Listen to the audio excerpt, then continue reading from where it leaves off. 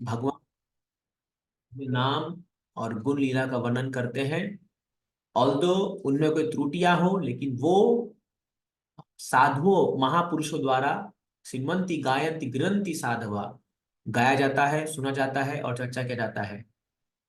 तो हमने उसमें पढ़ा था कैसे चैतन्य आ, महाप्रभु की आज्ञा से या उनके परंपरा में शिला प्रभुपाद जी ने भक्ति सारा ठाकुर जी की आज्ञा से जो ग्रंथ लिखा, तो अंग्रेज में लिखा।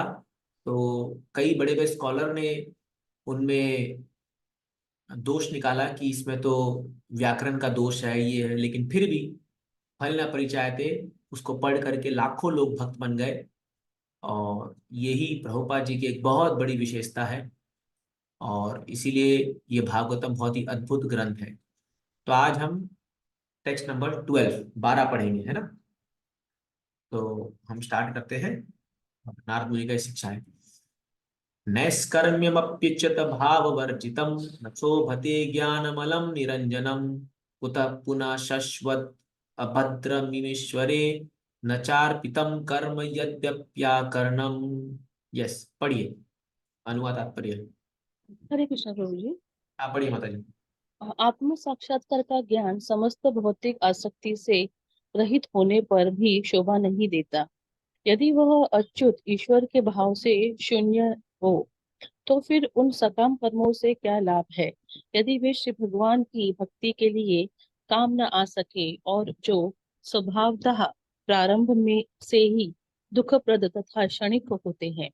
तात्पर्य व ऐसी भक्तिवेदांत स्वामी श्री प्रभुपाद, जैसे कि ऊपर कहा गया है, न केवल श्री भगवान की दिव्य महिमा से विहीन सामान्य साहित्य भत्सरना के योग्य है, अपुति भक्तिमय सेवा से विहीन निराकार ब्रह्म विषयक वैदिक साहित्य तथा चिंतन भी भत्सरना के योग्य है।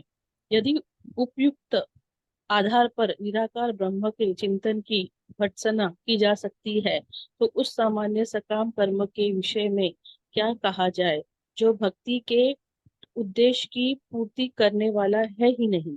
ऐसे तार्किक ज्ञान तथा साकार कर्म से किसी को सिद्धि प्राप्त नहीं हो सकती। साकार कर्म जिसमें लगभग सारे लोग लगे रहते हैं, या तो प्रारंभ में ही या फिर अंत में सदैव कष्टकारक होता है। यह तभी लाभप्रद हो सकता है जब इसे भगवत भक्ति के अधीन किया जाए। श्रीमद् भगवत गीता में भी इसकी पुष्टि की गई है कि ऐसे सकाम कर्म के फल को श्री भगवान की सेवा में अर्पित कर देना चाहिए, अन्यथा वह भौतिक बंधन का कारण होता है। सकाम कर्म के प्रामाणिक भोक्ता श्री भगवान है, और इसीलिए जब इसे जीव की इंद्र तृप्ति में लगाया जाता है तो यह भयंकर कष्ट का कारण बन जाता है। यस, हरे कृष्ण। बहुत अच्छा श्लोक है ये, थैंक यू। ये बहुत ही रेवोल्यूशनरी श्लोक है। अगर कोई व्यक्ति इसको ध्यान से समझने का प्रयास करे, और भौतिकवादी लोगों के लिए तो ये एक प्रकार से अ, उनके सकाम कर्म जो वो कर रहे हैं उसको पूरा खंडन कर रहे हैं। यहाँ पर नारद मुनि क्या कह रहे हैं कि कोई भी ज्ञान जो भले ही भौतिक आसक्ति से रहित क्यों ना हो, जब तक उसमें ईश्वर का भाव नहीं है, भगवान की सेवा नहीं इन्वॉल्व है, तब तक वो उसका कोई लाभ नहीं है। तो सकाम कर्म का यहाँ पर निंदा किया जा रहा है। क्यों? क्योंकि वो ट्रबलसम है, शुरुआत में भी और बाद में भी। तो अभी कोई इस दुनिया में कह सकता है कि हमें भगवान ही क्या दरकार है, हम बढ़िया अपना परिवार चला रहे हैं, हम बढ़िया कमा रहे हैं, खा रहे पी रहे हैं, मस्त हम आराम से रह रहे हैं, क्या दरकार है भगवान की। लेकिन उनको पता नहीं है कि आप जो भी सकाम कर्म कर रहे हैं, तो उसके मालिक भगवान है। भगवान गीता में साफ साफ साफ कहते हैं, भोक्तानां यज्ञ तपसाम, मैं सभी यज्ञों सभी तपस्याओं का मैं भोगता हूं। तो इस संसार में व्यक्ति का सोचता है मैंने मेहनत किया है, मेरा पैसा है, मैं कमा रहा हूं, और मैं इसको भोगने का अ, मुझे अधिकार है। लेकिन वो मूर्ख भूल जाता है कि तुम कमा पा रहे हो क्योंकि तुम पर भगवान की कृपा है। अगर भगवान की कृपा हट जाए तो 1 रुपया भी कोई नहीं कमा सकता है। तो ये क्या होता है, सकाम कर्म शुरुआती में तो एक तो व्यक्ति पहले मेहनत करके बहुत कमाता है, मेहनत मेहनत बहुत मेहनत करता है, और अंत में जा करके वो अपने एक एक पैसा को इकट्ठा करता है, लेकिन सब जो है आप देखोगे, या तो उसके बच्चे उड़ा के खत्म कर देते हैं, या तो वो खुद उसकी मृत्यु हो जाती है तो वो सब खत्म हो जाता है, या तो समय के साथ वो सब दरिद्रता आ जाती है, सब खत्म हो जाता है। तो इसलिए जो व्यक्ति मूर्खतावश अपने समस्त इंद्रियों को या अपने समय को केवल ये सकाम कर्मों में लगाता है, वो वास्तव में मनुष्य जीवन के लक्ष्य को कभी प्राप्त नहीं कर सकता। तो इस बात को हम लोग को समझना चाहिए कि धन कमाना कोई बुरी बात नहीं है। हाँ, धन जो है आप कमाइए, लेकिन प्रभुपाद जी क्या तात्पर्य लिख रहे हैं, भगवान की सेवा में उसको लगाइए। जो लोग माइजर होते हैं, कंजूस लोग होते हैं, वो अपने लिए बहुत कुछ करते हैं, बड़ा आलीशान घर बनाएंगे, गाड़ी रखेंगे, इधर घूमेंगे उधर घूमेंगे, अच्छा अच्छा खाएंगे, और भगवान को जब देने की बात आए कि इतने कंजूस हो जाते हैं, एक एक रुपया नहीं छूटता उनसे।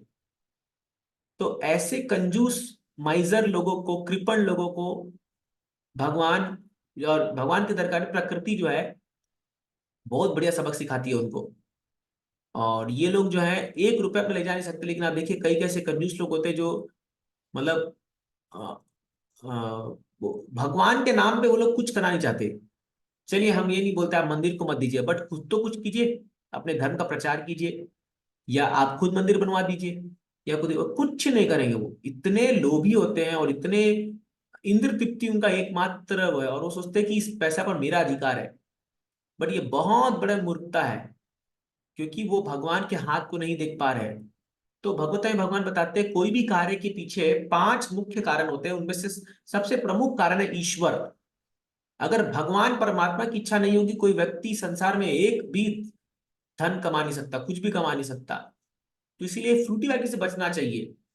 खास करके जो लोग भक्ति कर रहे हैं, तो हमें धीरे धीरे अपने सभी कर्मों को कृष्ण की सेवा में अर्पण करना होगा, सब चीज। यही बात गृहस्थों के लिए खास करके भक्ति ठाकुर कहते हैं, मानस देहो गेहो जो किछु मोर, आर पिलो तुआ पदे नंद किशोर। हे नंद किशोर, मेरा मन, देहो गेहो मेरा देह मेरा शरीर, गेहो मेरा घर, मेरा परिवार, मेरी पत्नी, मेरे बच्चे, हाँ, मानस देहो गेहो जो किछु मोर, जो भी मेरा है, अर्पिलु तुआ पदे, अर्पिलु मैं अर्पण करता हूं, किसको, तुआ पदे तुम्हारे चरण कमल में। हाँ, हे नंद किशोर, नंद के पुत्र, मैं आपके चरणों में ऑफर करता हूं। तो ये वास्तव में गृहस्थ का असली कर्तव्य है। तो सब कुछ का वो ख्याल रखता है, लेकिन वो प्रोप्राइटर किसको मानता है, भगवान को। तो ऐसे गृहस्थों के लिए फिर भगवान उनको अपने परिवार में शामिल कर लेते हैं। बट ऐसे लोग जो माइजर होते हैं, कृपण होते हैं, जो सोचते हैं जो, अरे ये मेरा है, ये मेरा है, ये मेरा है, महत्व की भावना, ये उसका है, ये उसका है ना। तो ये ऐसे लोग जो हैं वो भगवत धाम जाने के लायक नहीं है, और भगवान की कृपा नहीं होगी। आप देखिए भी संसार में ऐसे ऐसे लोग हैं, इतना पैसा कमाते हैं, फिर भी वो कुछ कर नहीं रहे, धर्म के लिए, भगवान के लिए कुछ ही नहीं है। तो प्रभात लिखते हैं उनको अंत में जाके बड़ा ट्रबल होगा। क्यों? क्योंकि जब वो पैसा छूटेगा हाथ से, तब अभी जो हम लोग देख रहे हैं ना, बहुत बड़े बड़े धनवान लोग हैं, ये हैं, अरे जब जो जितना एक्सपेंशन करेगा संसार में, जब वो शरीर छोड़ के जाएगा उतना ही उसको तकलीफ होगा। हाँ, तो क्योंकि उसको पता चलेगा कि भाई मेरा तो अब सब जा रहा है, सब कुछ कहाँ का ध्यान रहेगा, कितने साल के लिए। हम लोग मान लीजिए अगर आदमी एक बिलियनर बनता भी है, तो वो 30 35 40 साल में लगभग कमाता है, वो मैक्सिमम 70 75 तक जिएगा। तो 30 35 साल के लिए वो अपना साम्राज्य पूरा इकट्ठा करता है पूरा, और एक क्षण में माया सब छीन लेगी उससे, एक क्षण में। लेकिन वही 30 35 साल अगर हम लोग भक्ति में दे दे, और हम सिंसियर भक्ति कर ले, तो आप सोचो हम लोग का क्या स्तर हो जाएगा। हम लोग भगवत धाम के और निकट पहुंच जाएंगे। और बस, अगर मान लो इस जन्म में कंप्लीट नहीं भी हुआ, तो एक दो जन्म की और बात है, हम लोग इटर्नली पहुंच रहे भगवत धाम। तो इसीलिए क्या है, भक्तों का धन अलग होता है। तो हमें वो धन कमाना है, ना कि ये संसार के धन। ऑफ कोर्स जितना हमें चाहिए, जितना दरकार है परिवार चलाने के लिए, उतना काफी है। But we should not hanker for more and more. At least specially जो गृहस्थ भक्ति कर रहे हैं, या इवन जो स्टूडेंट्स भक्ति कर रहे हैं, जो वर्किंग प्रोफेशनल भक्ति कर रहे हैं, सो दे आर, उनको फेथ होना चाहिए भगवान पे कि भगवान हाँ, अगर आपका ऐसा है कि पूरा कमा करे कृष्ण के लिए मैं कमा रहा हूं, अगर वो पूरी आपकी भावना है तो फिर कमाइए जबरदस्त, लेकिन पूरा पैसा भी कृष्ण के सेवा में लगाइए। अगर वो भावना नहीं है, आपको लग रहा है कि नहीं मैं तो फंस जाऊंगा इसमें, तो ये एंडेवर मत कीजिए। तो हमें इसको डिसाइड करना होगा कि हमें कितना मेहनत करना है संसार के लिए, कितना मेहनत करना है कृष्ण के लिए। कि प्रभा जी बोलते हैं कि ये जीवन मिला है, मनुष्य जीवन, भगवत भक्ति के लिए। अगर ये मिस हो गया, गया, कुछ हासिल नहीं होने वाला, अंत में जाकर के कुछ भी हासिल नहीं होने वाला। तो इसलिए यहाँ पर नारद मुनि पूरा खंडन कर रहे हैं। क्यों खंडन कर रहे हैं? क्योंकि उन व्यास देव ने यही काम किया था, वेदास में लिख करके सकाम कर्म करने के लिए। किसी को धन चाहिए, किसी को पुत्र चाहिए, किसी को कुछ चाहिए, कुछ चाहिए, तो उसके लिए उन्होंने बहुत सारी विधियां बना दी थी। पर उसका गोल क्या है? Sense gratification. और इंद्र तृप्ति क्या है? इस संसार में बंधन का कारण है।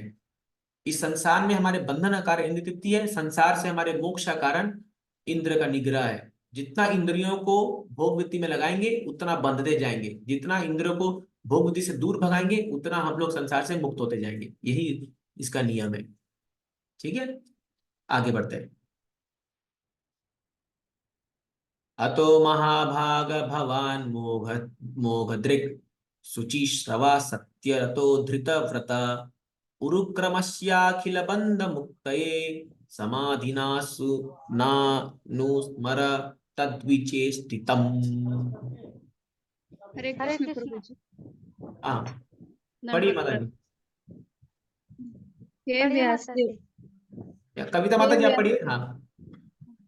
हे व्यासदेव, तुम्हारी दृष्टि सभी तरह से पूर्ण है। तुम्हारी उत्तम ख्याति निष्कलुष है। तुम अपने व्रत में दृढ़ हो और सत्य में स्थित हो।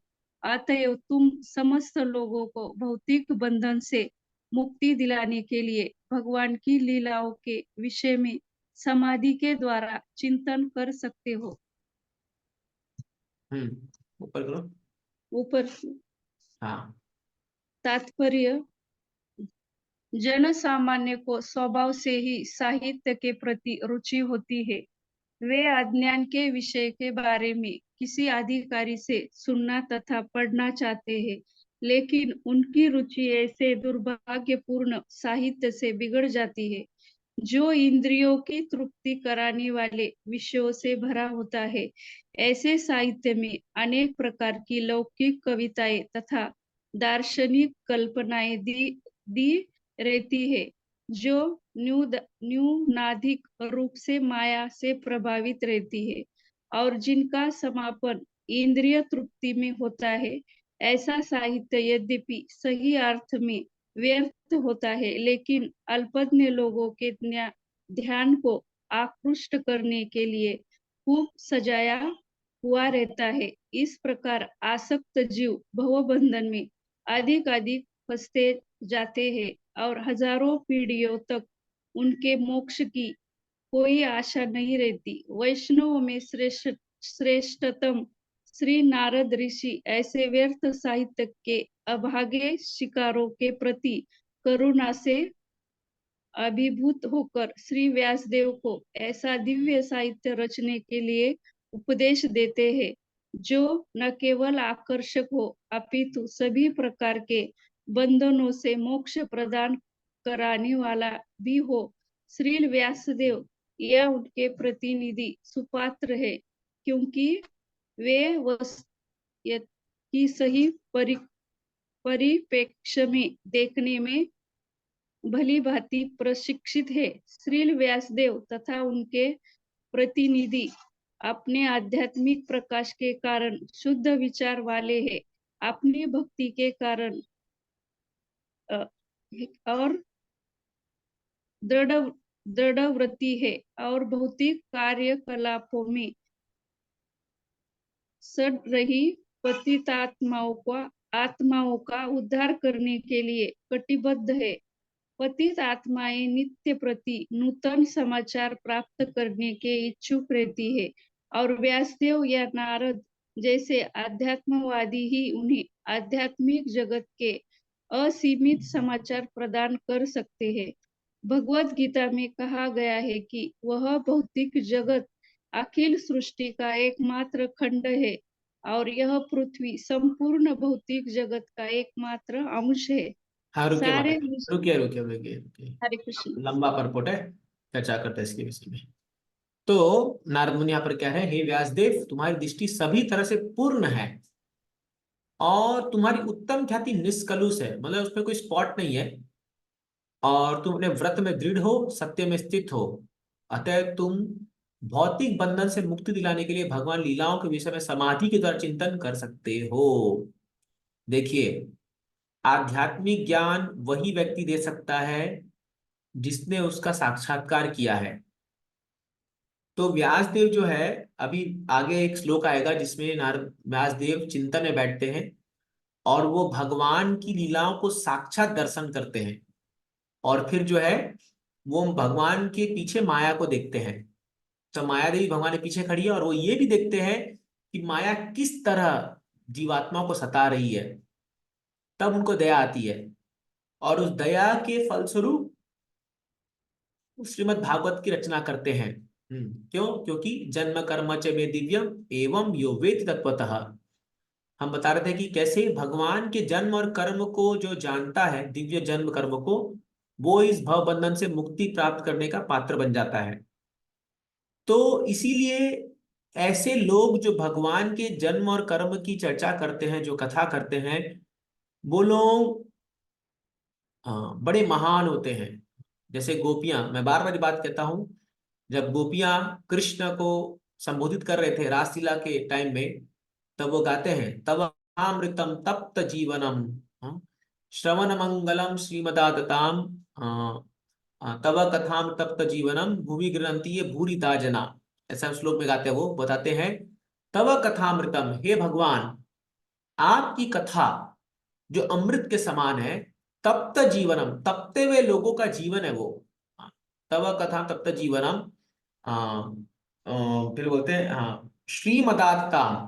तो वो कथा जो है, वो लोग जो इस कथा को घर घर जाकर बांटते हैं या दुनिया को बांटते हैं, ऐसे लोगों का हम बहुत बहुत धन्यवाद करते हैं। कल्मषापहम श्रवण मंगलम श्रीमदातताम भुवि गृह्णन्ति भूरिदा जना। तो all glories to such devotees who are spreading your katha. तो देखिए, कृष्ण कथा जो है वो एक अलग ही दुनिया की रचना है, वो इस संसार की कथाओं जैसी नहीं है। अगर मान लो 3-4 भक्त लोग साथ में आके बैठ रहे हैं, जैसे भी हम लोग कर रहे हैं, जो हम भागवतम पढ़ रहे हैं, कथा पढ़ रहे हैं, अभी समझिए हम लोग सब लोग आध्यात्मिक जगत के रेल में पहुंच चुके हैं, क्योंकि हमारा केंद्र क्या है, कृष्ण है। और वही अगर मान लो अभी हम लोग यहाँ बैठ करके कोई पार्टी का डिस्कशन या पॉलिटिक्स का डिस्कशन या कोई ऐसी फालतू बातें हम लोग कर रहे होते, तो वो भौतिक है। तो हम लोगों को समझना होगा, इसीलिए भक्तों को परमहंस कहा जाता है। क्यों परमहंस? जैसे एक हंस दूध और पानी में डिफ्रेंशिएट कर देता है, उसको अलग अलग कर देता है, वैसे ही एक भक्त क्या आध्यात्मिक और क्या भौतिक है उसको अलग अलग कर देता है। तो एक आत्म साक्षात सेल्फ रिलाइज व्यक्ति जो है, वो भौतिक चीज में कोई इंटरेस्ट नहीं दिखाता, लेकिन वो जहां आध्यात्मिक जाती है वहां पर उसका फुल इंटरेस्ट आ जाता है। तो जितना हम इसमें इंटरेस्ट लेंगे भक्तों के संग में आकर के, उतना हम स्पिरिचुअल वर्ल्ड के बारे में जानना शुरू करेंगे और हमारा अट्रैक्शन बढ़ेगा। तो स्पिरिचुअल वर्ल्ड में अगर आपको जाना है तो आपको वैसा बनना पड़ेगा। हाँ, तो जैसे एक मैं बुक पढ़ा था, उसमें महाराज लिख रहे थे कि जैसे हर एक कंट्री में एक एक एम्बेसी होती है। तो अगर आप वो एम्बेसी में जाओगे, जैसे मान लो भारत में अगर आप अमेरिका राजदूत के पास जाओगे, अमेरिका, तो हालांकि वो भारत में है, लेकिन वहां का माहौल, वहां का बिल्डिंग्स, वहां के परिवेश, वहां का खान पान, वो सब आपका अमेरिका ऐसा लगेगा। तो एक ऐसा व्यक्ति को फील होता है कि मैं अपने देश में आ गया। तो वैसे ही जो हमारे यहाँ इस्कॉन मंदिर बनाया जा रहा है, प्रभुपाद जी बोलते थे इस स्पिरिचुअल एम्बेसी। तो यहाँ का माहौल, यहाँ का परिवेश, यहाँ की बातें, यहाँ का खाना, यहाँ का रहन सहन, सब वैसा होना चाहिए जो कि स्पिरिचुअल वर्ल्ड में है। तो इसलिए जब कोई व्यक्ति यहाँ पर आता है, तो वो उसको फील करना चाहिए कि मेरा, मैं एक्चुअली मैं बाहर दुनिया में मैं फालतू में जी रहा हूं, मेरा असली घर तो भगवत धाम है। तो वो उसको फील आना चाहिए। तो इसीलिए भक्तों के संग में जब वो आते हैं तो वो माहौल इतना सरचार्ज होना चाहिए भक्ति से कि व्यक्ति को फील हो कि मैं इसको मिस कर रहा हूं और ये मेरा असली घर है, ये मेरा असली स्थान है। तो यही है, जब भक्त लोग बीच में आते हैं, एक दूसरे से भी साथ कथा करते हैं, तो वो एटमॉस्फेयर कंप्लीटली अलग है। आप किसी भक्त के घर में जाइए, आपको क्या मिलेगा? दीवालों पर पेंटिंग्स मिलेगी। किसकी पेंटिंग्स मिलेगी? राधा कृष्ण के विग्रहों की, भगवान के विग्रहों की। आप एक भौतिक व्यक्ति के घर जाइए, क्या मिलेगा उसको? अपना परिवार का फोटो लगा रखा होगा। हाँ, किसी का बर्थडे होगा, या आजकल आप देखते नहीं हो, पूरा फैमिली का फोटो लगा करते बड़ा सारा। बट उनको पता नहीं है कि धीरे धीरे करके उसमें से एक ही मेंबर कम हो जाएगा। एक समय के बाद सब तो जाने वाले हैं, छोड़ने वाला है, कोई दादी दादा सब थे चल जाएंगे। तो ये भक्त के घर में और ये भौतिकवादी के घर में बहुत अंतर है। यहाँ पर जो फोटो लग रखे हैं राधा कृष्ण के, सीताराम लक्ष्मण हनुमान के, गौर निताई के, भगवानों के फोटो लग रखे हैं, वो आपको एक स्पिरिचुअल रिमेम्बरेंस देते हैं। और यहाँ पर भौतिकवादी लोग के फोटो लग रखे हैं, उसका क्या वैल्यू है? कोई वैल्यू नहीं है। तो इसलिए क्या है, व्हाट वी टू डू, हमें एनवायरनमेंट को जितना स्पिरिचुअल हम बना सके उतना प्रयास करना चाहिए। तभी तो मंदिर एक अलग ही स्थान है। क्यों? वहां कीर्तन होता है 24 घंटा भगवान के नामों का, भगवान की कथा होते रहती है, भगवान के भक्त लोग सेवा करते रहते हैं। तो एक अलग ही माहौल भगवान प्रभुपाद जी ने हमको बना के दे दिया है। तो इस माहौल को हम लोग को इंटैक्ट रखना है, इसको स्पिरिचुअल वर्ल्ड बना के रखना है। हाँ, बार बार दिव्य कथाओं गुणगान करते हुए। इसीलिए आप कभी मंदिर आए, या इवन अपने आप में भी 3-4 लोग बैठे हैं, केवल स्टार्ट कृष्ण कथा बोलना शुरू कर दीजिए, या भागवतम का एक सेक्शन पढ़िए, पढ़ना शुरू कीजिए, डिस्कशन कीजिए भगवान के बारे में। और आप देखोगे अपने आप जो माहौल है, पूरा परिवेश एक आध्यात्मिक रूप धारण कर लेगा। ये पोटेंसी है कृष्ण कथा की। और ये हम सबको एक्सपीरियंस करना है और इसको बांटना है लोगों को, कि भाई आप अपना समय फालतू चीज में वेस्ट मत करो, इसको कृष्ण कथा में लगाओ। समय बहुत कम है हम लोगों के पास। जितना कृष्ण कथा करेंगे उतना हम, कल ही मैं पढ़ रहा था भागवतम में, सुखदेव गोस्वामी, सॉरी सूत गोस्वामी को सौनकादि ऋषि कहते हैं कि हे सूत गोस्वामी, आप जो ये कथा कह रहे हो, ये हम सबको अमृतम प्राप्त प्रदान कर रही है। हमें ऐसा लग रहा है, इनफैक्ट वो ये कह देते हैं कि इस स्थान पे अभी यमराज आ नहीं सकता, क्योंकि यमराज स्वयं बैठ के कथा सुन रहा है आपकी। तो ये हमें मरने का कोई डर नहीं हमें, क्योंकि यमराज आ ही नहीं सकता, यमराज खुद बैठ के कथा सुन रहे हैं यहाँ पर। तो ये लाभ है कृष्ण कथा का। तो हमें इसको बहुत सीरियसली लेना चाहिए, गंभीरता से लेना चाहिए कि कृष्ण की चर्चा जबरदस्त तरीके से हो। इसलिए पढ़िए भागवतम को, गीता को पढ़िए अच्छे से, और आइए इस कथा को सुनाइए। हाँ, भले ही ऑडियंस 2, 3, 4, 5 लोग जो भी हो, या कोई और आपका फ्रेंड हो भक्त में, उसको सुनाइए कथा, हमने ये पढ़ा, आज ये सुना। ये सब सच्ची कथा है, ये सब कोई कोई स्टोरी नहीं है, कोई ऐसा नहीं है किसी ने बना के मनगढ़ंत स्टोरी बना दिया। Is all live stories, real stories. और धीरे धीरे कथा करते करते करते करते हम लोग का क्या होगा, हम उस रेल में चले जाएंगे। और फिर वही जो चीजें जो हमने पढ़ी है, बोली है, करी है, वो हमें लाइव दर्शन होगा। वो सब कथाएं भगवान की जो दिव्य लीला आज भी चल रही है, उसका लाइव दर्शन होगा। और दर्शन जब होगा तब हमारा जो एक्सटेसी होगा वो एक अलग ही लेवल पे होगा। जस्ट इमेजिन कीजिए। ठीक है, आगे वाला पैराग्राफ पढ़िए। बिंदु माता जी आप पढ़ रहे थे, आगे पढ़िए। सारे विश्व में। सारे विश्व में सहस्र ऐसे साहित्यकार हैं जिन्होंने हजारों लाखों वर्षों से जनता की सूचना के लिए हजारों साहित्यिक कृतियां तैयार की है, लेकिन दुर्भाग्यवश इनमें से किसी के द्वारा भी पृथ्वी पर शांति तथा अ अम अमन चैन नहीं लाया जा सका। इसका कारण है इस कृतियों को आध्यात्मिक शून्यता। अतएव वैदिक साहित्य, विशेष रूप से भगवत गीता तथा श्रीमद् भागवतम की संस्तुति की जाती है, जिससे भौतिक सभ्यता के उस चंगुल से अभिष्ट छुटकारा प्राप्त हो सके जिसमें मानव शक्ति का प्रमुख अंश क्षीण हो, होती जा रहा है। भगवत गीता स्वयं भगवान द्वारा कहा गया संदेश है, जिसका अंकन व्यासदेव द्वारा हुआ, और श्रीमद् भागवत मुनि भगवान कृष्ण की लीलाओं का दिव्य आख्यान है। शाश्वत शांति तथा कष्टों से मुक्ति को जीव की लालसाओं को तुष्ट करने से यह ग्रंथ सर्वसमर्थ है। अतएव श्रीमद् भागवत पूरे ब्रह्मांड के जीवों को समस्त प्रकार के भौतिक बंधनों से पूर्ण छुटकारा दिलाने के लिए है। भगवान की लीलाओं का ऐसा दिव्य आख्यान व्यासदेव तथा उनके प्रामाणिक प्रतिनिधियों जैसे मुक्त जीवों द्वारा ही वर्णित किया जा सकता है, जो निरंतर भगवान की दिव्य प्रेम भक्ति में लीन रहते हैं। केवल ऐसे ही भक्तों को भगवान की लीलाएं तथा उनकी दिव्य प्रकृति भक्ति के कारण स्वतः प्रकट हो पाती है। दूसरा कोई चाहे अनेक वर्षों तक चिंतन क्यों न करे, ना तो भगवान के कार्यों को जान सकता है, ना उनका वर्णन कर सकता है।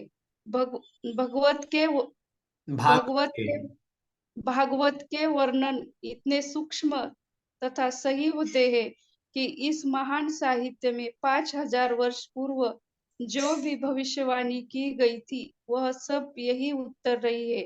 अतएव लेखक की दृष्टि भूत, वर्तमान तथा भविष्य को पहचानती है। व्यासदेव जैसे मुक्त व्यक्ति न केवल दृष्टि शक्ति तथा पांडित्य के मामले में पूर्ण है, अपितु श्रवण, चिंतन, अनुभव तथा अन्य सभी इंद्रिय कार्यों में भी सिद्ध होते हैं।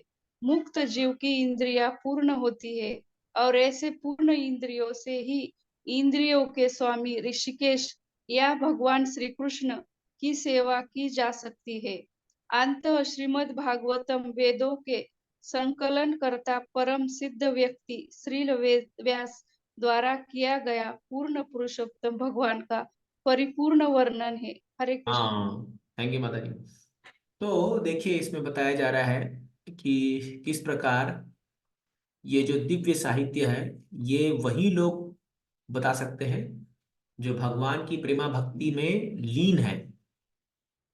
अभी कई मार्केट में से तथाकथित ऑथर आ जाते हैं, लेखक आ जाते हैं, जो जो भक्त नहीं है भगवान के, लेकिन वो लोग भगवान के बारे में टिप्पणी करते हैं।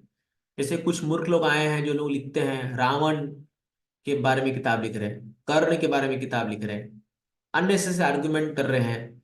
उनका अधिकार क्या है इनके बारे में लिखने का?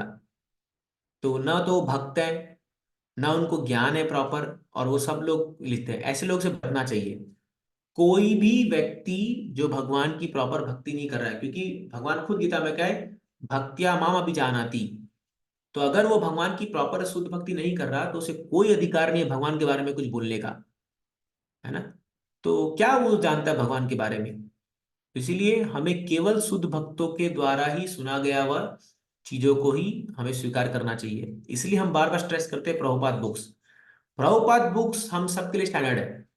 जो प्रभुपाद जी ने कह दिया अपने किताबों में, हम उसको आंख मूंद कर विश्वास कर लेते हैं। ऑफकोर्स आफ्टर ड्यू कर, अगर आप मतलब पहले प्रभुपाद जी पे विश्वास हो जाए आपको पूरा, फिर हम करते हैं, क्योंकि हमें फुल फेथ है कि प्रभुपाद जी हम लोग को चीटिंग नहीं कर रहे हैं। तो मैं एक प्रभुपाद के शिष्य से मिला था अभी कुछ दिन पहले वृंदावन में, 1 साल पहले। तो मैंने उनको पूछा कि आपने ऐसा क्या देखा प्रभुपाद जी में कि आप लोग इतना सरेंडर हो गए? फॉरेन डिसाइपल थे। तो उन्होंने बहुत अच्छी बात की। उन्होंने कहा कि हमें कन्विक्शन था कि this man has not come to cheat us. ये आदमी हम लोग को धोखा देने यहाँ नहीं आया है, ये हम लोग कन्विक्शन था। इसलिए वो जो भी बात कहते थे, हम लोग उनको हृदय से ले लेते थे। और क्योंकि वो अपने गुरु के बात को हृदय से लेते थे, तो उनको दिव्य ज्ञान ऑटोमेटिक प्रकाश हो गया। अभी क्या है, आजकल के जो हमारा टेक्निकल माइंड है वो बहुत डाउट करता है हर चीज पर। अरे ऐसा कैसे हो सकता है, ये सही नहीं है, ये गलत है, ये क्यों हो सकता, ये कैसे हुआ? तो ये जो डाउटिंग माइंड है, ये हम लोगों को बहुत पीछे फेंक देता है भक्ति में, और ये हम लोग को आगे बढ़ने नहीं देता। तो इस ये डाउट भी जो है एक प्रकार का अनर्था है। संदेह होना गुरु की वाणी पे, भगवान की वाणी पे संदेह होना, ये भी एक प्रकार की अनर्था है। इससे बचना चाहिए, है ना? इससे बचना चाहिए। तो प्रभुपाद जी बता रहे हैं कि इस पूरे विश्व में हजारों हजारों ऐसे ग्रंथ हुए जिसे भगवान का कोई वर्णन नहीं है। हाँ, जो भगवान के भक्ति से रहित है, हाँ, तो वो सब ड्राई है। उसमें एक आध्यात्मिकता वॉइड है, स्पिरिचुअल वॉइड है। आध्यात्म से वो शून्य है। लेकिन व्यासदेव जैसे महान संत आकर के संसार में आध्यात्मिकता को भर रहे हैं पूरा अपने किताबों अपने उससे। तो ये सब ऑर्डिनरी ग्रंथ नहीं है। प्रभुपाद जी के जो ग्रंथ है ऑर्डिनरी नहीं है। इसको आप, प्रभुपाद बोलते थे, these are like time bombs. ये कब किसके हाथ, किसके जहन में फट जाएगा, किसके कॉन्शियस को ये बदल देगा, कोई नहीं जानता। इसलिए हमें प्रयास करना चाहिए कि हम तो पढ़े ही पढ़े, दूसरों को भी इसको बांटे और प्रयास करें कि लोगों तक इसको पहुंचाया जाए। हाँ, तो इसीलिए प्रभा जी यहाँ पर बता रहे हैं कि श्रीमद् भागवतम जो है वो एक परफेक्ट डिस्क्रिप्शन है of the all perfect by all perfect personality Srila Vyasadeva the compiler of Vedas. तो क्योंकि ये परफेक्ट ग्रंथ है, ये लोगों के जिंदगी में क्रांतिकारी ला सकता है अगर हम इसको पूरी श्रद्धा से इसका पाठ करें और इसका श्रवण करें। केवल श्रीमद् भागवतम, क्योंकि इसमें केवल भगवान का ही गुणगान है, कंप्लीट ग्लोरिफिकेशन ऑफ कृष्णा। आप सारे पास्ट टाइम को आप देख लीजिए, कंप्लीट ग्लोरिफिकेशन। तो इसलिए ये भागवत का जो सहारा है हम लोगों को पूरा अच्छे से और एक प्रामाणिक गुरु के संरक्षण में लेना चाहिए। हम लोग का बहुत बड़ा बड़ा भाग्य है कि हम लोग एक प्रामाणिक गुरु के परंपरा में हम शिक्षा ग्रहण कर रहे हैं। श्रीला प्रभुपाद जी के द्वारा हम लोग को कोई टेंशन नहीं है, प्रभुपाद जी ने सब कुछ सेट करके दिया है। जैसे आज ही एक ड्यूटी बता रहे थे कि हम लोग को जैसे मान लीजिए पूरा बना बनाया पकवान एकदम रेडी करके सामने दिया गया है, बस खाओ और भगवदाम जाओ। लेकिन अगर व्यक्ति बोल रहा है इतना आलस है कि वो खाने को भी तैयार नहीं है, तो ठीक है, गुरु जी आकर के मुंह में डाल भी देते हैं उसके, लेकिन चबाने को तैयार नहीं है वो। तो बोलता है मैं जबड़ा को बंद नहीं करूंगा, चबाऊंगा नहीं। तो फिर क्या क्या कर सकता है उसके लिए कोई? तो इसीलिए क्या है, इसको गंभीरता से लेना होगा। जितना गंभीर हम बनेंगे इसको पढ़ने में और चर्चा करने में, आप देखिए उतने हम स्पिरिचुअली इवॉल्व होंगे, हम एडवांस करेंगे भक्ति में। तो वो एक मन में भावना चाहिए कि हमें हमें भगवान के लिए कुछ करना है, भक्ति करनी है, सेवा करनी है, आगे बढ़ना है, जानना है भगवान के बारे में। वो एक लॉलियम, वो एक ग्रीड, वो एक डिजायर, वो एक इच्छा, वो एक शुद्ध भक्ति का एक कामना, यही चीज आगे लेके जाएगा। लेकिन हम लोग डल है, कुछ जानने की इच्छा नहीं है, पूरे किताबें पढ़े हुए ऐसी, घर में कभी टाइम नहीं है खोलने का। इधर कोई मूवी जा रहे हैं, पार्टी जा रहे हैं, ये कर रहे हैं, वो कर रहे हैं, हजार चीज कर रहे हैं, लेकिन भगवत गीता के लिए टाइम नहीं है, भागवतम के लिए टाइम नहीं है, भक्तों के पास आने टाइम नहीं है, मंदिर आने के लिए टाइम नहीं है। तो कैसे हम भक्ति में आगे बढ़ेंगे फिर? तो ये चीज थोड़ा गंभीरता से सोचना चाहिए कि हमारे आचार्यों ने बहुत मेहनत किया हम लोग को भक्ति में आने के लिए, बहुत बहुत बहुत। श्रीला प्रभुपाद जी का तो आप पढ़ो लीलामृत तो आप समझ में आएगा कितना मेहनत किया, बाप रे बाप, अनइमेजिनेबल है। प्रभुपाद जी की करुणा का कोई अंत नहीं है। जिस तरह से उन्होंने ये दिया है हम लोग को। अभी कल श्रीला भक्ति सिद्धार्थ ठाकुर जी का आविर्भाव दिवस है, तो इन्हीं को याद करते हुए हम लोग ये चिंतन में आ रहा है कि कितने दयालु हैं ये लोग। सोचो, यदि प्रभुपाद ना हुए तो आज नहीं होते प्रभुपाद जी, हम लोग कहाँ होते, हम लोग क्या कर रहे होते। तो how much we should be grateful to such acharyas कि हर एक चीज को समझाया है हम लोग को। आज हम लोग क्या वही चीज पढ़ के बस बोलते रहे आप लोगों के सामने, हम खाली वही चीज बोलते हैं तो दुनिया हमको इतना सम्मान देती है, इतना वो देती है। लेकिन सोचिए प्रभुपाद जी ने पूरे शास्त्र का निचोड़ को ला करके रात रात भर बैठ बैठ के लिखा इन किताबों को, इन ग्रंथों को, एक ही चीज समझाया। और उस समय जब दुनिया में कोई भी कृष्ण को जो है भगवान मानने को तैयार नहीं था। हाँ, तो प्रभुपाद जी लेकिन जो है उन्होंने इतना मेहनत करके जो है दुनिया को समझाया कि कृष्ण जो है वो परम भगवान है। और कृष्ण को परम भगवान सिद्ध करने के लिए प्रभुपाद जी ने कितना ग्रंथों को लिखा, इतने सारे आ, प्रचार किए, मंदिर खोले, क्या क्या नहीं किया। आप सोचिए, दो दो हार्ट अटैक झेला, वहां जाकर के कभी रुके नहीं। अगर मान लो प्रभुपाद जी रुक जाते आज, तो कहाँ से ये, अभी आप यकीन नहीं मानेंगे, मैं बीबीटी का बुक्स देख रहा था, अभी ब्रेल लिपि में भी भगवत प्रिंट हो गई है, पता है आपको? ब्रेल लिपि अंधों के लिए, अंधों के लिए गीता प्रिंट हो गई है, भगवत गीता। उसका कॉस्ट 3850 रुपया है, मैं देख रहा था। तो हमको लिस्ट आता है बीबीटी से। बट बहुत खुशी हुई देख करके कि ये लोग, सोचिए कितना, 70 से अधिक भाषाओं में, मतलब इवन हर कॉन्टिनेंट की भाषा में गीता प्रिंट हो चुकी है। तो प्रभुपाद जी इतना सोच के गए होंगे ना कि कोई पढ़ेगा मेरा किताब तो कोई भक्त बनेगा। और लोगों का जिंदगी ड्रास्टिकली बदला है, ड्रास्टिकली। मतलब ये एक अद्भुत चीज प्रभुपाद जी ने रेवोल्यूशन लाया है दुनिया में, ये चीज को आप सोचिए, अद्भुत है। मतलब कोई ऐसा बदल जाएगा आदमी, आप यकीन ही नहीं मान पाएंगे, पूरा जीवन, उसका जीवन शैली बदल देते प्रभुपाद जी ने। कहा वो नशे में होता था, नॉन वेज खा रहा है, उल्टा सीधा काम कर रहा है, और कहाँ वो पूरा एक वैष्णव बन जाता है, पूरा सुबह जल्दी उठ रहा है, जप कर रहा है, और पूरा लाइफस्टाइल चेंज। तो ये कोई चमत्कार से कम है क्या? कितना बड़ा चमत्कार है, कितना बड़ा चमत्कार। क्यों कर पा रहे हैं वो? क्योंकि वो दिव्य शक्ति धारण कर रखे हैं चैतन्य महाप्रभु की। तो इसमें बहुत दम है, और हम सबको भी इसको दुनिया तक पहुंचाना है। तो आप ये मत सोचिए हम क्या प्रचार करेंगे, हमसे क्या होगा। अरे स्टार्ट कीजिए, देखिए आप, एक व्यक्ति, दो व्यक्ति, तीन व्यक्ति, धीरे धीरे करके प्रचार बढ़ाइए, देखिए कैसे लोग भक्त बनेंगे। क्यों नहीं बनेंगे? बन रहे हैं कि नहीं बन रहे? हर जगह भक्त बन रहे हैं, हर जगह प्रचार हो रहा है, भक्तों की संख्या बढ़ते ही जा रही है। तो भगवान बुद्धि देंगे, हम सबको भगवान बुद्धि देंगे। क्योंकि प्रभा जी बोलते थे कि ये श्रीमद् भागवतम क्रांतिकारी ला देगा इस पूरे दुनिया में। अगर सिस्टमेटिकली इसको पढ़ाया जाए और इसको समाज में लागू किया जाए, तो ये पॉल्यूटेड कॉन्सियसनेस, जो व्यक्ति की चेतना, जो गंदी चेतना है, दूषित चेतना है, उसका शुद्धिकरण कर देगा, और समाज में ऐसी क्रांतिकारी लाएगा कि लोगों के जीवन में एक बहुत बड़ा भयंकर चेंज आएगा, और वो शांतिपूर्वक जीवन जी पाएंगे। तो ये सब सच्चाई है, इसको मानना चाहिए हम लोग को। हाँ, तो ये भगवान की कृपा है, और ये हो रहा है। अभी का समय बहुत अच्छा चल रहा है, भगवान की कृपा से। आप देखिए कौन सोचा था राम मंदिर इतना जल्दी 16 हो जाएगा।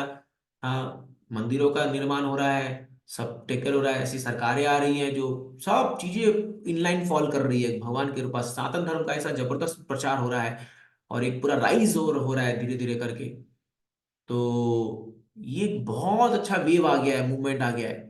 हम सबको अभी जबरदस्त मेहनत करना चाहिए इसमें, और एक ऐसा प्लेटफॉर्म खड़ा करना चाहिए कि जहां लोग फटाक से आए और भक्त बने, फटाक से आए भक्त बने सब लोग। और धीरे धीरे ये कल्चर को पूरा रिवाइव करना है, रिवाइविंग कल्चर का एक मूवमेंट लाना है पूरा अच्छे से। तो ये भागवतम इसीलिए है।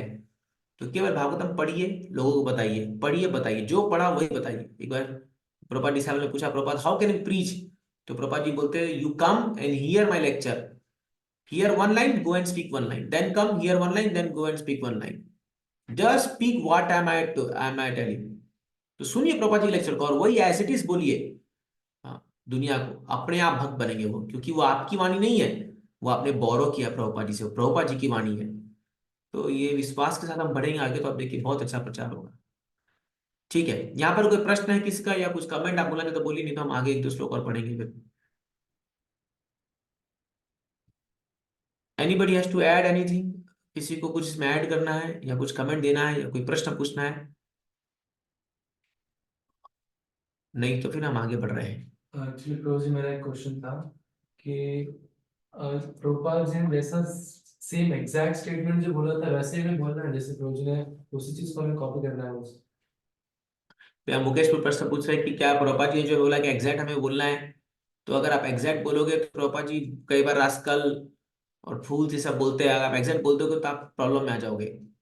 तो क्या है, एग्जैक्ट बोलने का मतलब है भाव वो होना चाहिए। तो मॉडर्न कॉन्टेक्स्ट में हम चीजों को थोड़ा सा और अच्छे से पैकेज करके दे सकते हैं। लाइक मान लीजिए अभी हम लोग कोई कॉलेज में आते हैं, तो हम लोग कॉलेज में अगर हमको उन स्टूडेंट बोला कि यू आर फूल, तुम मूर्ख हो, तो हम उसको मूर्खता बोलने के लिए हम उसको अलग तरीके से बोलते हैं, बढ़िया पैकेज लगा लोगों के, और वो समझ आता है कि ये मेरे को क्या बोल रहा है। लेकिन वो ऑफेंड फील नहीं करता, है ना, वो ऑफेंड फील नहीं करते, क्योंकि वो समझते हैं कि हमें कैसे ये मॉडर्न एजुकेशन सिस्टम बेवकूफ बना रहा है। तो हम वैसे बोलते हैं, लेकिन हम डायरेक्ट मुंह में बोलेंगे कि you are dog, you are fool, you are rascal, you are this that, तो ऑफेंड हो जाएंगे।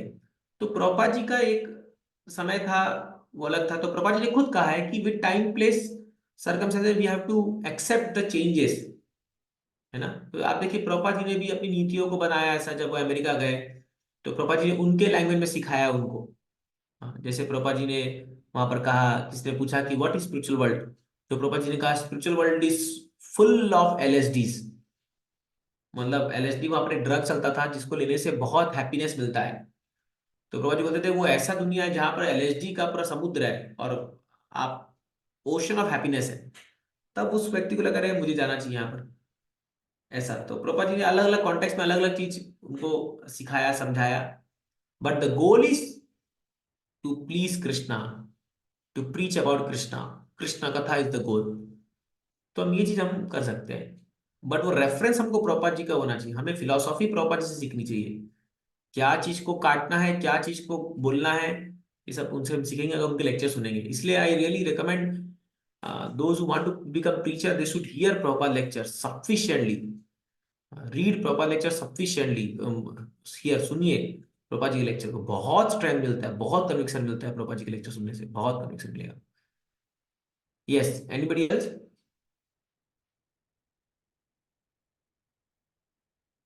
Okay, let's move to next shloka. अगला शेयर कीजिए।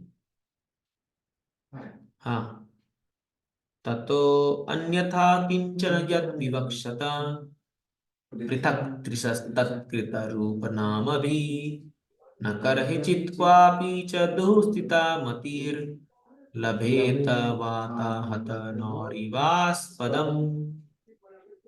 पढ़िए। हरे कृष्ण प्रभु जी। हाँ पढ़िए पढ़िए।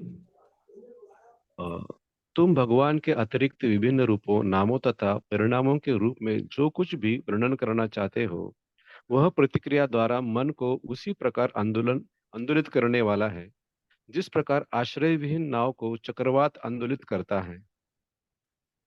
श्री व्यासदेव वैदिक साहित्य के समस्त वर्णनों के संपादन करता है, अतः उन्होंने उनके अनेक प्रकारों से दिव्य अनुभूति का वर्णन किया है, यथा सकाम कर्म, मीमांसा, योग शक्ति तथा भक्तिमय सेवा।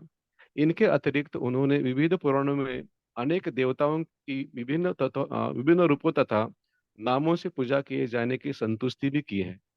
इसका परिणाम यह हुआ है कि जन सामान्य भ्रांति है कि वे भगवान की सेवा में अपना मन किस तरह स्थिर करें। वे आत्म साक्षात्कार के सही मार्ग को ढूंढने के लिए सदा भ्रांत रहते हैं।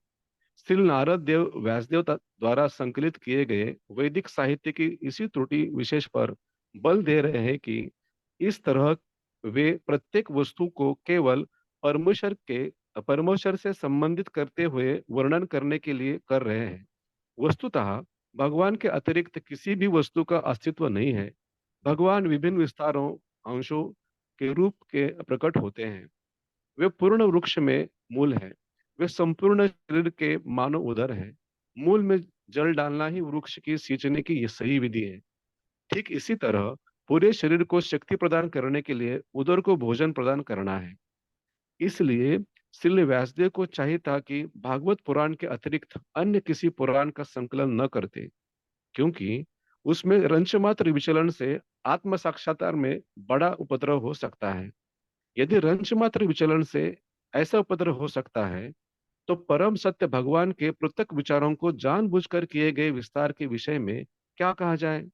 देवताओं की पूजा का सबसे बड़ा दोष यह है कि इसमें सर्वेश्वरवाद, बहुदेवतावाद का जन्म होता है, जिसकी परिणति अनेक धार्मिक संप्रदायों की उत्पत्ति में होती है, जो भगवान के उन सिद्धांतों की उन्नति के लिए घातक है, जो दिव्य प्रेमा भक्ति द्वारा भगवान के नित्य संबंध में आत्म साक्षात्कार के लिए सही दिशा का निर्देश करने वाले हैं। इस प्रसंग में चक्रवात से विचलित नाव का उदाहरण उपयुक्त है। बहुदेवतावादी का विचलित मन उद्देश्य के स्थिर न होने के कारण कभी भी आत्म साक्षात्कार की पूर्णता को प्राप्त नहीं कर पाता। हरे कृष्ण। हाँ, थैंक यू। बहुत अच्छा बात बताया गया है, प्रभा जी बता रहे हैं।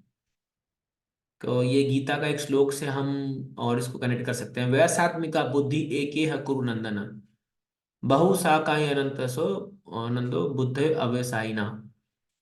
कि जो लोग शुद्ध भक्ति के मार्ग को अ, अनुसरण करना चाहते हैं, उन लोगों को अपना ध्यान कभी भी कृष्ण से हट के नहीं लगाना चाहिए।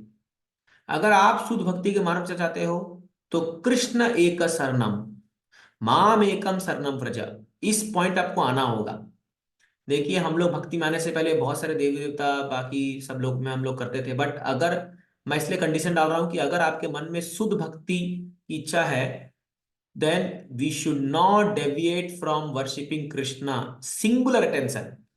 मतलब क्या है, हमारा एकांत की भक्ति इसमें चाहिए हम लोगों को। तो ये बहुत जरूरी है।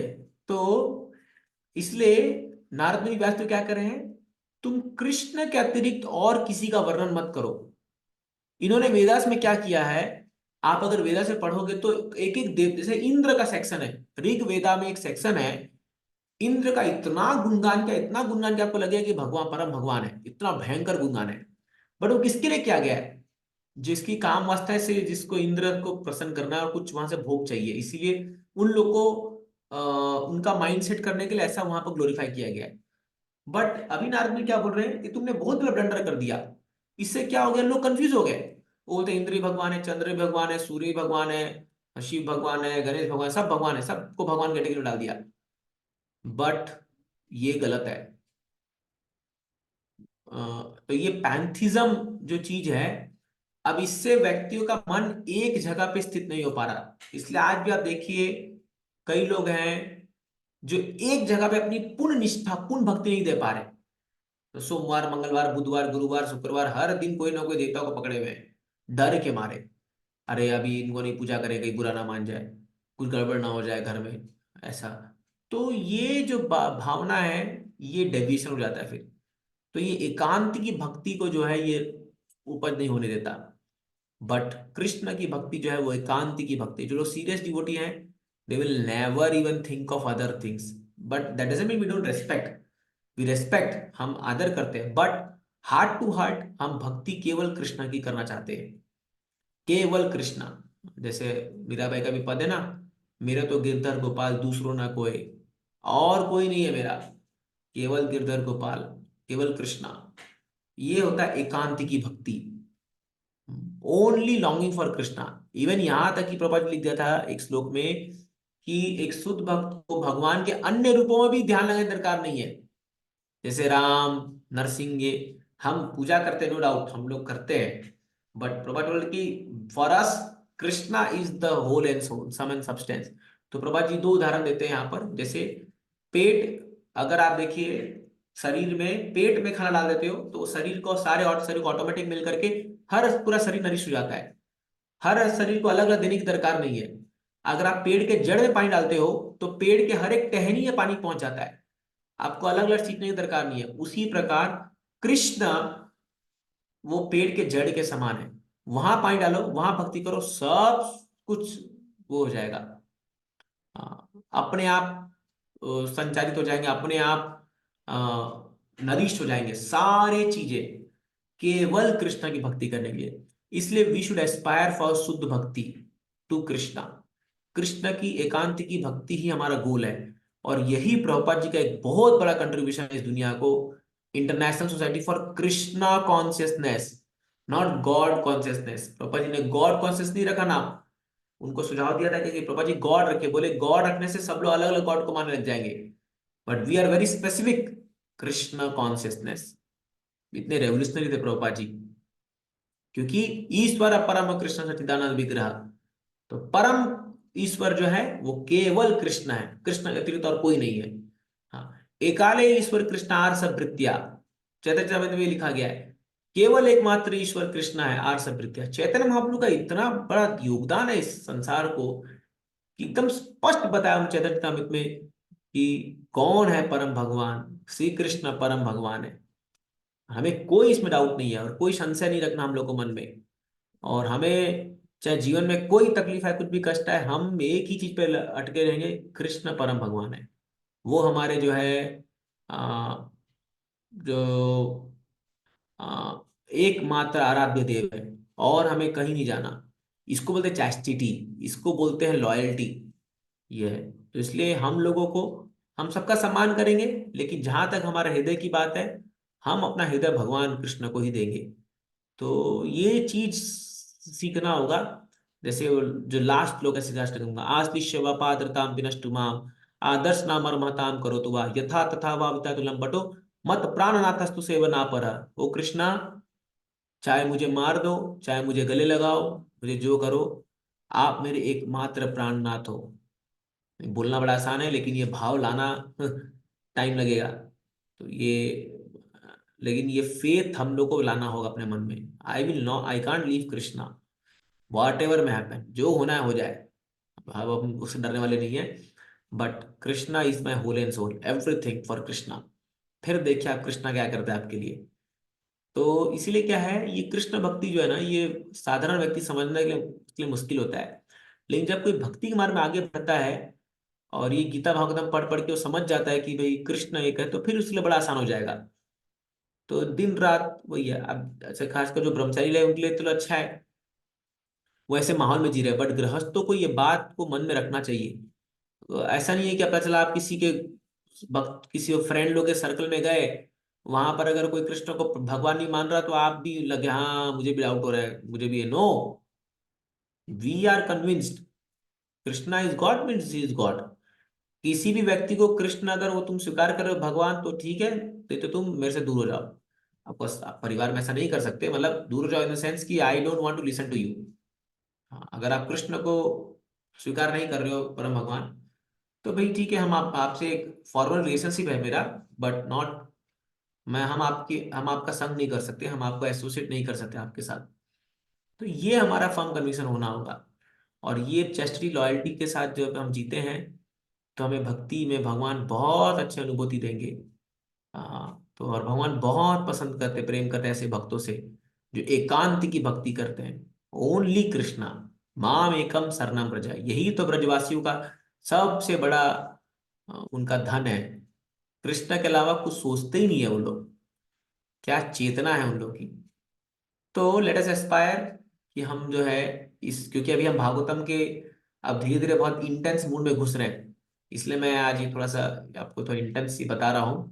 क्योंकि अभी अभी अब चैप्टर से सब अब नारद मुनि पूरा खंडन कर रहे हैं हर एक एक चीज का। पहले देखो सकाम कर्म खंडन किया, why are you earning money to just maintain sense gratification.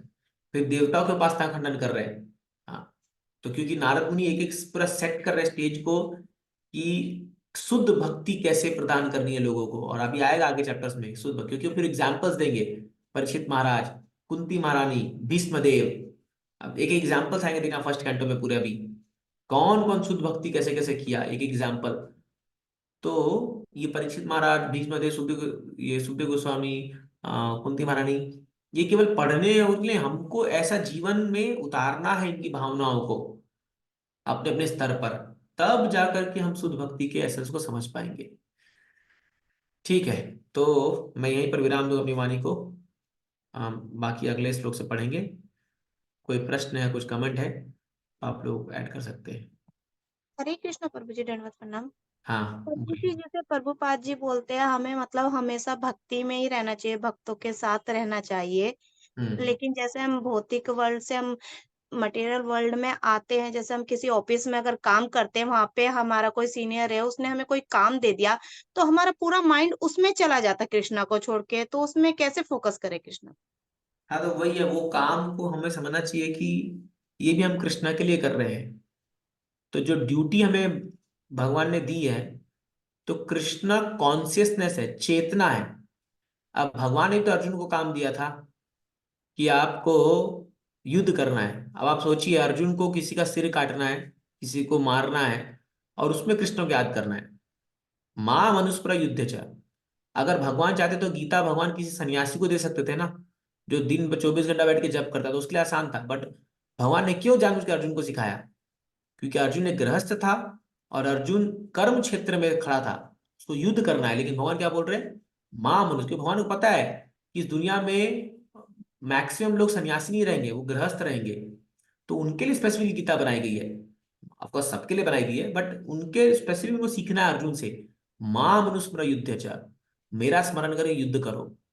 तो जब कोई व्यक्ति हमें हमें ड्यूटी के ऐसे कोई काम देता है, तो हमारा मन जाहिर सी बात है वो भौतिक काम में लगेगा, लेकिन हमको back of the mind clear होना चाहिए कि हम किसके लिए कर रहे हैं, हम क्यों कर रहे हैं। तो जैसे कोई व्यक्ति अगर काम दिया और आपको मतलब बॉस है, वो आपको धन दे रहा है, तो आप समझिए कि हे भगवान, ये जो काम से मैं धन कमाने वाला हूं वो मैं आपकी सेवा में लगाऊंगा, कोई भी, या इस धन से मेरा परिवार चलेगा, तो फिर मुझे जो टाइम मिलेगा वो मैं भक्ति करूंगा। तो हर चीज को देखने का नजरिया हमें बदलना होगा। हमें कृष्ण कॉन्शियस के रूप में बदलना होगा। यही तो एक भौतिकवादी व्यक्ति और एक भक्त में एक अंतर होता है। तो आप चेतना जब बदल दोगे अपनी, तो हर एक चीज आपके लिए भक्ति में हो जाएगी। जैसे भक्ति और ठाकुर, वो भी तो मैजिस्ट्रेट थे। तो वो भी तो जा करके ब्रिटिश लोग के लिए केस सॉल्व करते थे कोर्ट में जा करके। बट फिर भी एक महान महाजन ने युद्ध भक्त थे। तो ये अपने ऊपर है।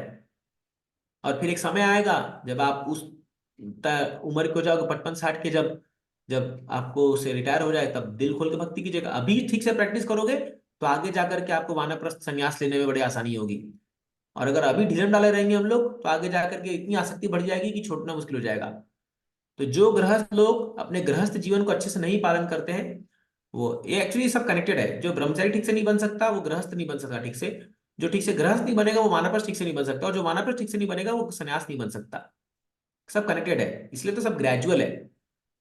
तो इसलिए गृहस्थ लाइफ में जो लोग हैं उनको अच्छा गृहस्थ बनना है।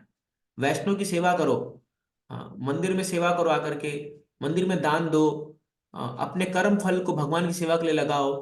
तो अच्छे गृहस्थ बनोगे तो आगे जाकर के भगवान आपको मौका देंगे अच्छे वानप्रस्थ बनने का। और अभी अगर गृहस्थ में रह करके सो कॉल्ड गृहस्थ बन के रहेंगे, खाली इंद्र तृप्ति करते रहेंगे, खाली सेवा नहीं करेंगे, दान नहीं देंगे, ये नहीं करेंगे, तो आगे जाके इतनी आसक्ति बढ़ जाएगी कि वानप्रस्थ भूल जाएगी। कई लोग सोचते हैं कि अभी अच्छे से पूरा भोग लेते हैं, बढ़िया कर लेंगे, बाद में तो छोड़ना ही है 50 के बाद। कभी नहीं छोड़ते वो लोग। कितने वानप्रस्थ है इसको ना मुझे दिखाइए। हार्डली फ्यू, बहुत ही कम लोग आपको मिलेंगे जो फुल टाइम इस्कॉन में आके सेवा कर रहे हैं, बहुत ही कम। आसक्ति छुट्टी नहीं है। मजाक नहीं है छोड़ के आना सब कुछ को और भगवान की सेवा करना। बट अगर अभी से भगवान के लिए कृपा प्राप्त करते रहोगे भक्तों का, तो आपको भक्तों की कृपा से हमारा छूटता ही है। मैं उसे बताता रघुनाथ दास गोस्वामी, जब तक नित्यानंद की कृपा नहीं हुई तब तक चैतन्य महाप्रभु मिले नहीं उनको। तो आपको वैष्णव की कृपा प्राप्त करनी होगी और वो ब्लेसिंग देंगे तब छूटेगा संसार बंधन। नहीं तो कौन छोड़ पाया।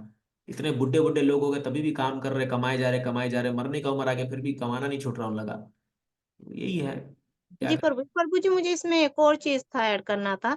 इसमें हाँ मतलब जैसे हम मतलब हमें कोई काम हम कर रहे हैं और उसमें भगवान को हमें इसको सौंप देना, मतलब बीच में तो हम भूल जाते हैं कि हम क्या कर रहे हैं, मतलब किसके लिए कर रहे हैं। लेकिन स्टार्टिंग में और लास्ट में है भगवान आपके लिए ये काम कर रहे हैं, हाँ और लास्ट में इसको बोलते हैं भगवान आपके लिए ये काम किया है, मतलब ये हाँ चलेगा प्रभु जी? हाँ, वो सही है, वो मन में, लेकिन प्रैक्टिकली भी करना। उस काम से जो हमें रिजल्ट मिला है, यही तो है कर्मणिवाधिकारस्ते माँ फले सुगदाचना माँ कर्म फले हेतु गुण माते संगोष्ठ कर्मणि। भगवान क्यों बोल रहे हैं, ये है निष्काम कर्म योगा। अगर आप डायरेक्ट भक्ति योगा नहीं कर सकते तो निष्काम कर्म योगा कीजिए। तो अभी नारद मुनि सकाम कर्म का खंडन कर रहे हैं कि फल की इच्छा से काम मत करो। तो निष्काम कर्म योगा क्या है, काम किया बट जो फल आया वो भगवान को दे दिया। अब आप ये खैर प्रैक्टिकल में नहीं, लेकिन गृहस्थ का काम पहले क्या होता था, गृहस्थ जो भी पैसा कमाते थे वो अपने गुरु को जाके दान दे देते थे। खैर आजकल ऐसा संभव नहीं है, लेकिन फिर भी अब आप यकीन मानेंगे, परम पूज्य गोपाल कृष्ण स्वामी महाराज, वो जो भी पैसा कमाते थे, पेप्सी कोला कंपनी में मैनेजर थे, सैलरी आया पूरा पैसा जाके प्रभुपाद जी को दे देते, पूरा 100%। और फिर प्रभुपाद जी उसमें से उनका घर खर्चा के लिए काट के देते थे उनको कितना चाहिए जो चाहिए। तो हालांकि वो पैंट शर्ट में थे उस समय जॉब करते, प्रभुपाद बोलते थे यू आर रियल सन्यासी, तुम रियल सन्यासी हो, क्योंकि तुम कर्म फल से मुक्त हो। हम लोग को देखो, जो भी हम कर्म करते हैं उसका फल हम कितना भोगने का हमारा मन में इच्छा हो जाता है। तो ये चेतना का असर है। धीरे धीरे धीरे धीरे हमें सुधारना है इसको। तो धीरे धीरे कुछ करना चाहिए भगवान के लिए, कुछ जो हम कर्म फल कमाते हैं। इसलिए मैं बारह बोलता हूँ गृहस्थों को, मैं बोलता हूँ कि आप अपने अपने कमाई का 10% हिस्सा जो है भगवान की सेवा में लगा के रखो। एटलीस्ट 10% आइदर दान दे दो, या भक्तों को प्रसाद खिला दो, या कुछ प्रोग्राम कर दो, या यात्रा में लगा दो, जो भी जैसे भी करके 10% मिनिमम अमाउंट हमारा कृष्ण की सेवा में लगना चाहिए। तो वो एक्चुअली 50% है प्रभुपाद जी ने कहा, और 50% में बाकी सारे खर्चे आगे, बट 10% स्ट्रेट अवे भगवान की सेवा में लगना चाहिए। ये नियम है। तो इससे क्या होगा, बट अभी किसी को ये बोलते तो लोग बोलते हैं देखो ये पैसा के लिए लोग ऐसा कर रहे हैं, वैसा कर रहे हैं। अरे ये आप लोग के अच्छे के लिए, क्योंकि आज आप दान दोगे कल जाकर के आपको इस संसार से निकलने के लिए सुविधा हो जाएगी। अदरवाइज बोलने फिर लोग सोचते हैं कि देखो ये पैसा कमाने का अच्छा इन्होंने वो बना लिया है। अरे हम लोगों को क्या, वो तो भगवान देंगे ये सब कुछ। लेकिन गृहस्थों को निकलने के लिए दे शुड डू चैरिटी, उनका कर्तव्य है चैरिटी। ब्रह्मचारी सन्यासी का कर्तव्य है तपस्या, और गृहस्थों का है दान। चैरिटी उनका धर्म है। समझ रहे हैं? ये जी शास्त्र है। जी प्रभु जी, हरे कृष्ण, धन्यवाद। ठीक है, तो हम यहीं पर विराम देंगे। बहुत बहुत धन्यवाद। तो मैंने आज कुछ स्ट्रांगली चीजें बताई हैं, लेकिन आप लोग इससे विचलित मत होइएगा। अपने अपने हिसाब से जैसे भी हम रहे, हम पर्सनल डिस्कशन करके और करके हम उसमें आगे बढ़ सकते हैं। बट खाली विचार चिंतन कीजिए हम कैसे आगे बढ़े भक्ति में। मेरा खाली वही पॉइंट है कि हम सबको भक्ति में आगे बढ़ना है। प्लीज इस मौका को हाथ से जान मत दीजिए। आ, ये बहुत ही रेयर और बहुत ही कृपा से हम लोग को ये मिला है, ये भक्ति का मार्ग। इसको सफल बनाना ही है कैसे भी करके हमें जीवन में हम सबको साथ में चलना है। Thank you so much. Hare Krishna. कल श्रीला भक्ति सिंह ठाकुर जी का आविर्भाव दिवस है। बहुत ही शुभ दिन है। 150वां उनका एनिवर्सरी मतलब आविर्भाव दिवस है। तो कल मंदिर में कार्यक्रम है।